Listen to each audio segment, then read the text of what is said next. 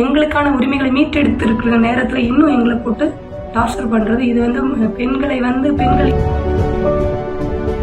அதாவது பெரும்பான்மை ஒடுக்கப்படுகிறது, சிறுபான்மை வளர்க்கப்படுகிறது அப்படிங்கிற மாதிரி ஆயிடுச்சு. ரொம்ப வேகமா போயிட்டு இருக்க ஒரே வியாபாரம் மதமாற்றம் ஒண்ணுதான். அதுலயும் நம்ம இந்து மக்களை மதமாற்றத்தை ரொம்ப வேகமா ஃபாஸ்டா ரொம்ப வருமானம் தரக்கூடிய ஒரு வியாபாரமா நம்ம இந்து மக்களை மதம் மாற்றிட்டு இருக்காங்க. அதே மாதிரி நம்ம இந்து பெண்களை எல்லா வகையிலையும் கஷ்டப்படுத்துறாங்க. அதாவது நம்ம பாலியல் ரீதியாகட்டும், பெரும்பான்மையா இருக்கிறதே இந்து தான். அந்த இந்து மக்களையே பாலியல் ரீதியா கொடுமைப்படுத்துறது. அதாவது நம்ம இந்துக்களுக்கு ஏதாவது ஒண்ணு ஆச்சுன்னு சொன்னா யாருமே எதுவுமே கேட்கறது இல்லை. நம்ம இந்து மக்களே அப்போஸ் கேட்கறது கிடையாது. ஆனா அது போக மத்த மதத்துல யாருக்காவது ஏதாவது ஆயிடுச்சுன்னு சொன்னா உடனே என்ன பண்ணுவாங்க, ஃபர்ஸ்ட் ஒரு போராட்டம் நடத்துவாங்க, அங்க பண்ணிடுவாங்க. நம்ம இந்தியால எந்த ஒரு மூலை, அது மட்டும் இல்ல வெளிநாட்டுல நடந்தா கூட நம்ம நாட்டுல இருந்தே கண்டனம் பண்ணி அதுக்காக நிறைய போராட்டங்கள் நடத்துறாங்க. ஆனா நம்ம நாட்டுல மேற்கு வங்கத்துல திரிணாமுல் காங்கிரஸ் கட்சியை சேர்ந்த, அதாவது ஷாஜகான் என்கிற ஒரு முஸ்லீம், அவர் நம்ம இந்து மக்களுடைய நிலத்தை அபகரிச்சு, அவங்க நிலத்தை அபகரிச்சது மட்டும் இல்லாம அவங்கள பாலியல் ரீதியாகட்டு குற்றப்படுத்தி அவங்கள ரொம்ப தொந்தரவு பண்ணிட்டு, அதுக்காக அந்த பெண்கள் போராடி தங்க நிலத்தை மீட்கிறதுக்காக அந்த பெண்கள் போராடி ரொம்ப நாளா போராடிட்டு இருக்காங்க. இப்ப 144 தடை உத்தரவு வரையும் போட்டிருக்காங்க.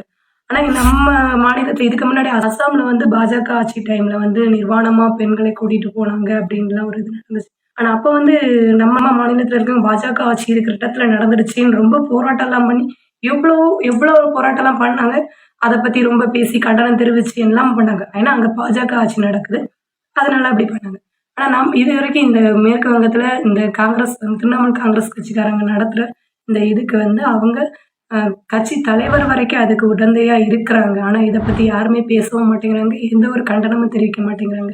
ஏன்னா இது இந்து மக்களுங்கிற அடிப்படையில இந்த இந்து மக்களுக்காக நம்ம தான் போராடணும், நம்ம இந்து மக்கள் தான் போராடணும். இந்து முன்னணி இவர்கள் சார்பாட்டு இந்த இதுக்காக நான் கண்டனம் சொல்றோம்.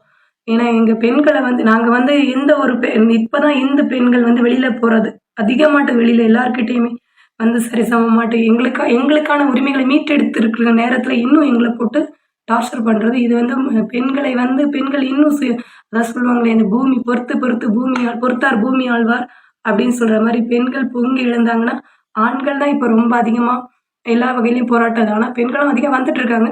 நாங்க இந்து பெண்களும் வெளியில ரொம்ப போராட்டம்னு தொடங்கிட்டோம்னா யாராலையும் தாங்க முடியாது. எங்க சக்தி மகா சக்தி, அதை புரிஞ்சுக்கிட்டு எந்த ஒரு விஷயத்தையுமே நினைச்சு நடத்துங்க.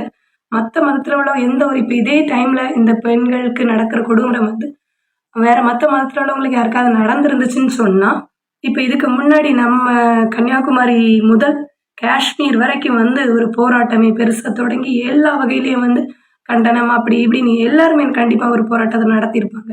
ஆனா இது இந்து மக்களுங்கிறதுனால மட்டும்தான் அது அதாவது பெரும்பான்மை ஒடுக்கப்படுகிறது, சிறுபான்மை வளர்க்கப்படுகிறது அப்படிங்கிற மாதிரி ஆயிடுச்சு. நம்ம நாட்டுல ஜனநாயகம் இருக்குது. ஆனா மற்றவர்கள் மதத்தை வைத்தே நம்மள இந்து மக்களை ரொம்ப அழிவு பாதைக்கு கொண்டு போறதாட்டு. நாங்க மீண்டு வருவோம்.